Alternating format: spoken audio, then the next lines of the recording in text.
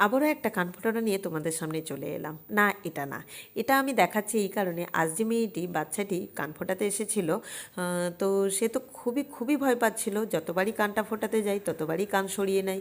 তো কিছুতেই ফোটাতে পারছিলাম না। তো ভয়ে ওর মা তো ভীষণ ভয় পাচ্ছিল, আর ওর মাকে দেখে বাচ্চাটি আরও বেশি ভয় পাচ্ছিল। মা তো ভয়ে ওর বাবাকে ডাকতে আরম্ভ করে দিল, যেহেতু বাবা বাইরে দাঁড়িয়েছিল।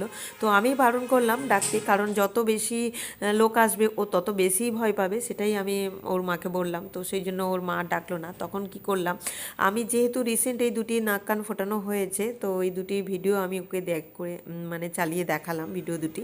তো দেখার পর ও সত্যিই একটু একটু ভয় পেল না। তো নিমেষের মধ্যেই মানে কান দুটি ফুটিয়ে নিল। দেখো, সঙ্গে সঙ্গেই কিন্তু ও কান দুটি ফুটিয়ে নিল। আর কিছুই করতে হলো না, ধরতেও হলো না, আর একটু ভয়ও পেল না। ভিডিও দুটি দেখে ওর মনে তো ভীষণ ভীষণ সাহস হয়ে গেল।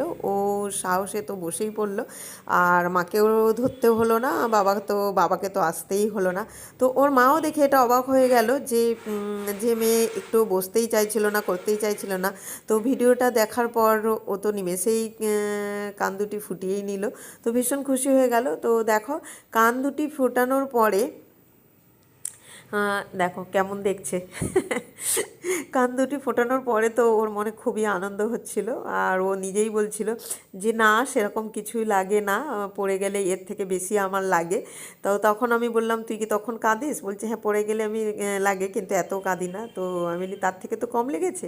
বলছে হ্যাঁ, অনেক কম লেগেছে আন্টি, থ্যাংক ইউ। আমিও বললাম থ্যাংক ইউ। তো আই লাভ ইউ বেবি।